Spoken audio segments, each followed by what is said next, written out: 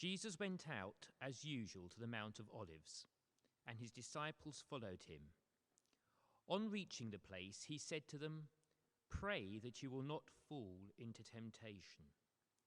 He withdrew about a stone's throw beyond them, knelt down and prayed, "Father, if you are willing, take this cup from me, yet not my will, but yours be done." An angel from heaven appeared to him and strengthened him, and being in anguish, he prayed more earnestly, and his sweat was like drops of blood falling to the ground. When he rose from prayer and went back to the disciples, he found them asleep, exhausted from sorrow. "Why are you sleeping?" he asked them. "Get up and pray, so that you will not fall into temptation." While he was still speaking, a crowd came up, and the man who was called Judas, one of the 12, was leading them. He approached Jesus to kiss him, but Jesus asked him, "Judas, are you betraying the Son of Man with a kiss?" When Jesus' followers saw what was going to happen, they said, "Lord, should we strike with our swords?" And one of them struck the servant of the high priest, cutting off his right ear. But Jesus answered, "No more of this." And he touched the man's ear and healed him. Then Jesus said to the chief priests, the officers of the temple guard, the elders who had come with him, Am I leading a rebellion that you have come with swords and club? Every day I was with you in the temple courts, and you did not lay a hand on me. But this is your hour when darkness reigns." Then seizing him, they led him away and took him into the house of the high priest. Peter followed at a distance, and when some there had kindled a fire in the middle of the courtyard and had sat down together, Peter sat down with them. A servant girl saw him seated there in the firelight. She looked closely at him and said, "This man was with him." But he denied it. "Woman, I don't know him," he said. A little later, someone else saw him and said, "You also are one of them." "Man, I am not," Peter replied. About an hour later, another asserted, "Certainly this fellow was with him, for he's a Galilean." Peter replied, "Man, I do not know what you're talking about." Just as he was speaking, the cock crowed. The Lord turned and looked straight at Peter. Then Peter remembered the word the Lord had spoken to him. "Before the cock crows today, you will disown me 3 times." And he went outside and wept bitterly. This is the word of the Lord. Thanks be to God.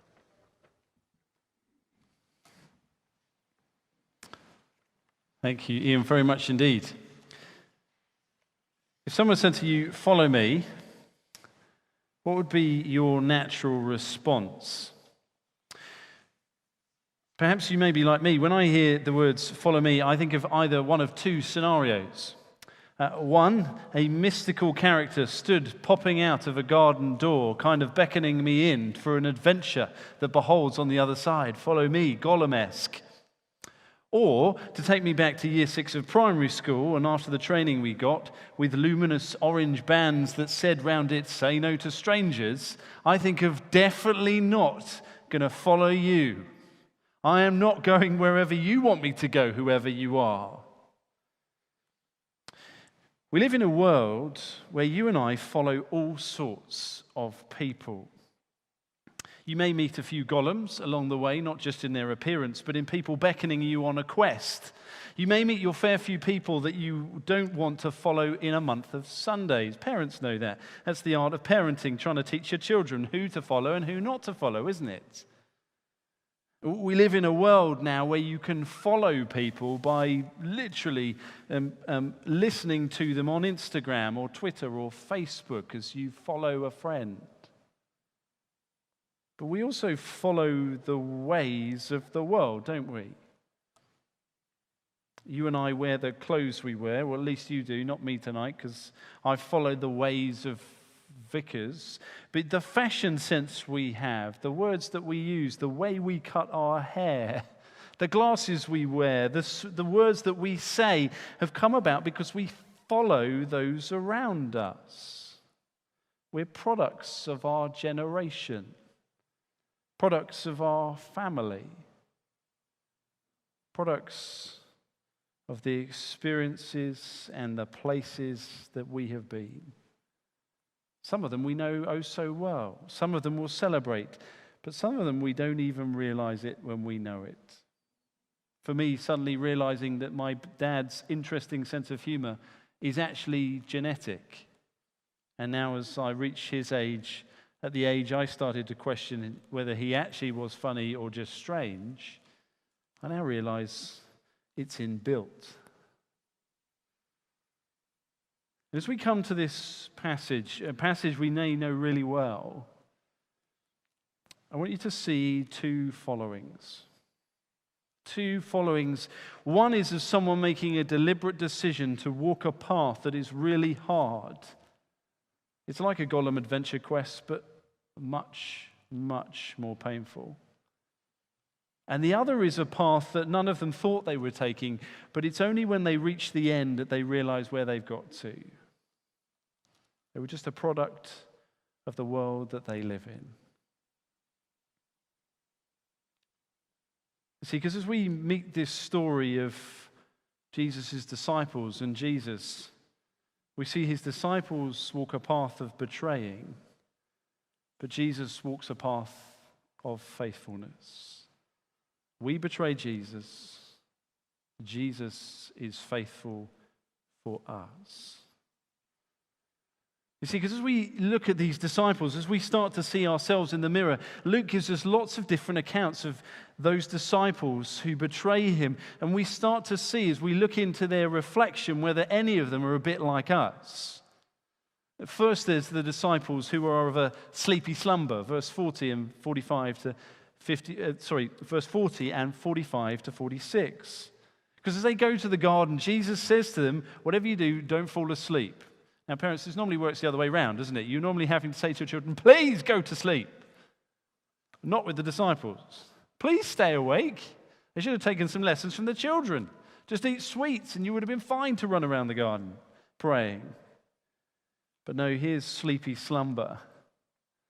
The disciples, I'm sure, none of them intent on just getting a few swift moments of sleep. But as Jesus comes back to them, verse 46, "Why are you sleeping? Get up and pray so that you will not fall into temptation." This isn't just a 24-hour sleepover where they're trying to see if they can stay awake. No, this is an issue of temptation, of following Jesus or not. Those who unwittingly disobey, they're not setting out maliciously, but they just find themselves walking a path that's walking away from Jesus. Does that sound familiar of you? Perhaps you're not a Christian. Perhaps you are a Christian. Do you see your unwitting decisions that just result in you walking a path away from him? These guys would have hung their head in shame on Good Friday as they realized that they too, like all the disciples, had betrayed Jesus. Perhaps that's not quite us. Perhaps we may be more like the next character we meet, the blatant betrayer. As we see Judas, verse 47 and 48. When he was still speaking, a crowd came up. The man who was called Judas, one of the 12, was leading them. Here's Judas, who's been in the background, not really seemingly interested in Jesus, now setting out on a path very deliberately to go and kiss Jesus, an act of total intimacy, of real love and affection. But is it to pledge allegiance? No. It's to do him in, to hand him over, to give him up. See, I think this was me in my teenage and 20 years, blatantly betraying Jesus. utterly determined to enjoy the fruits of the world and not caring a iota what he thought. It may well describe our friends and family. It may well describe us here tonight or watching at home. Walking a path blatantly betraying and away from him.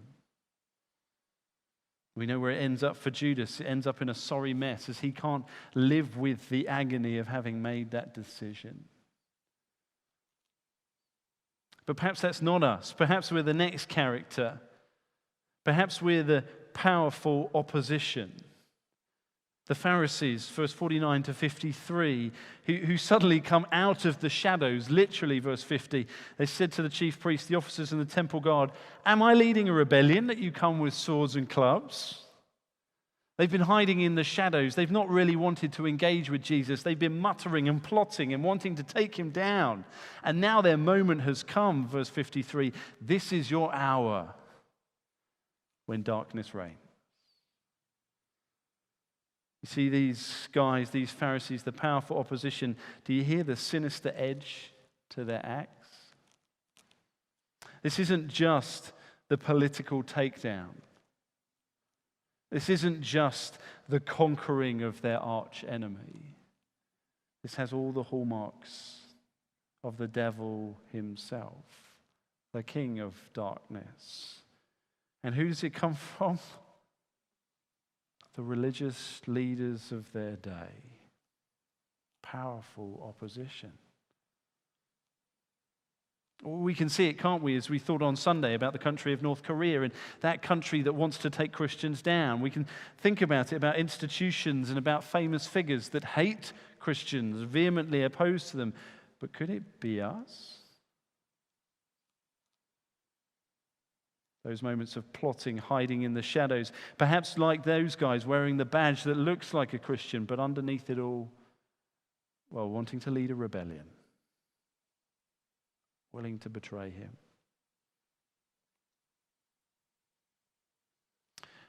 And last but by no means least on these disciples, these people who betray Jesus, is the one of the slippery slope.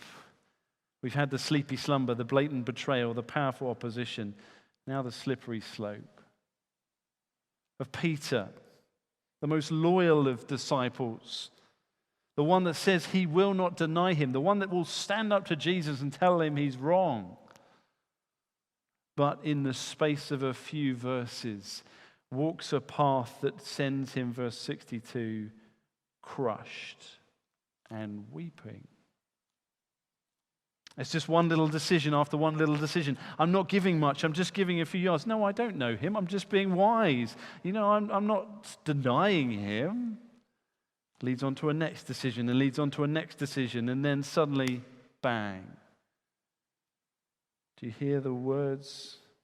The Lord, verse 61, turned and looked at Peter. Think of those piercing eyes into his heart.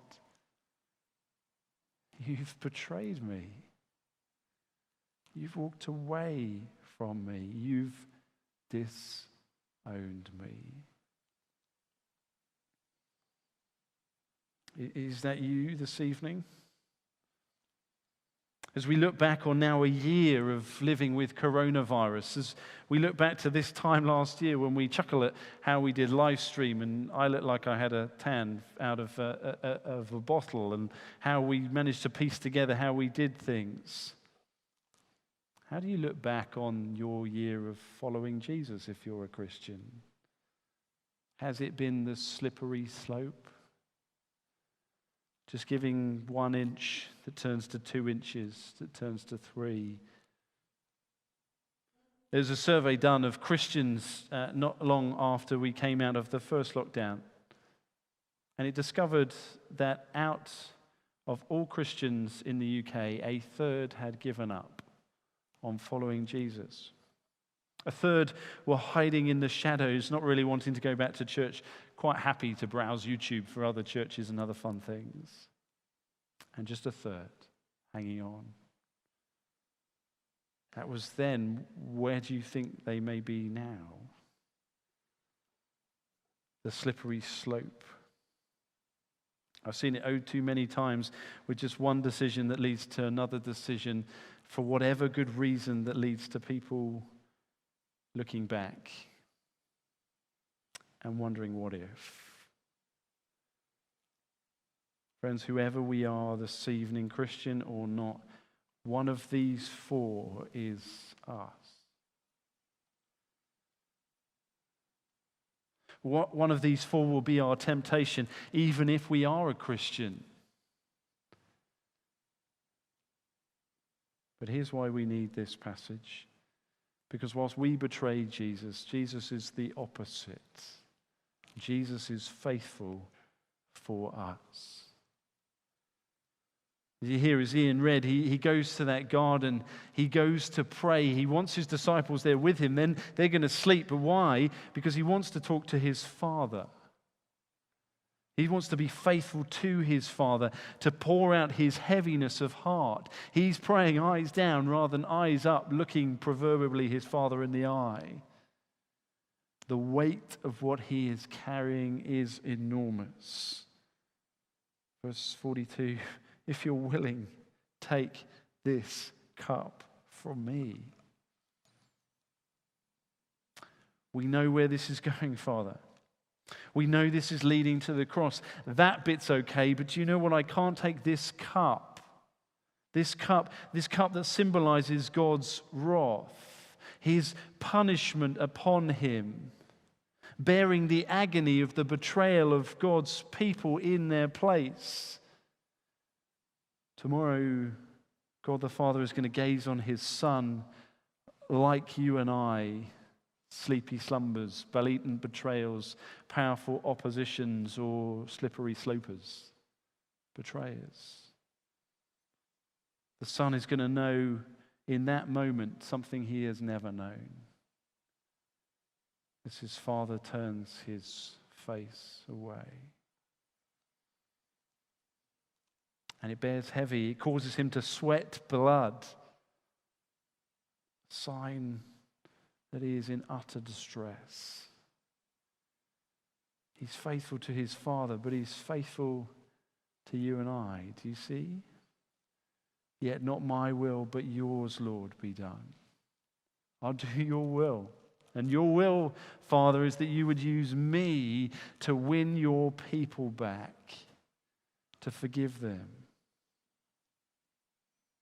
You see, as Jesus could have run away, as it were, what holds him there is his desire to be faithful for you and for me.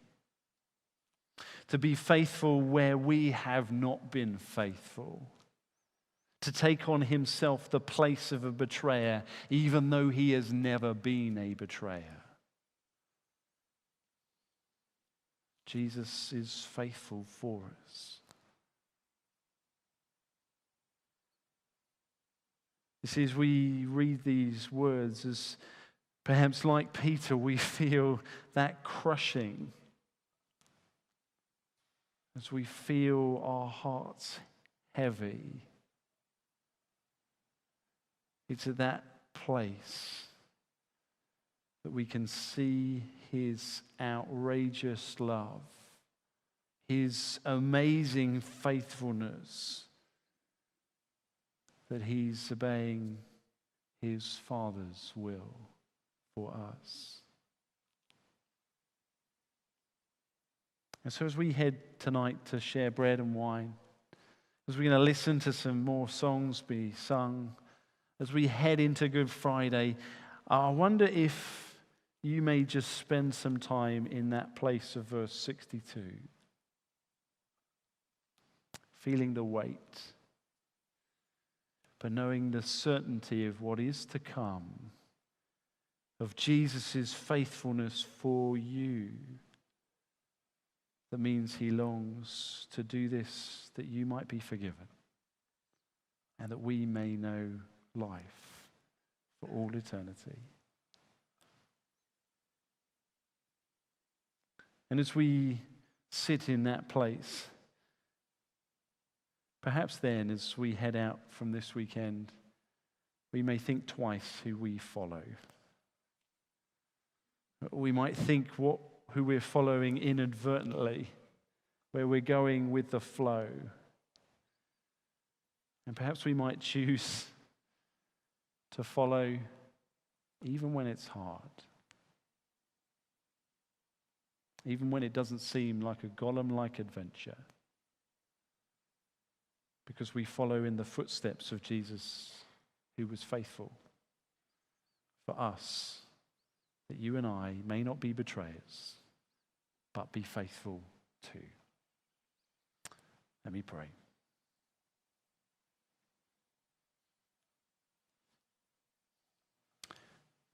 Father in heaven, we thank you so much that even though we are those who walk a path that walks away from your Son, even though we have betrayed you, we thank you that Jesus was faithful for us.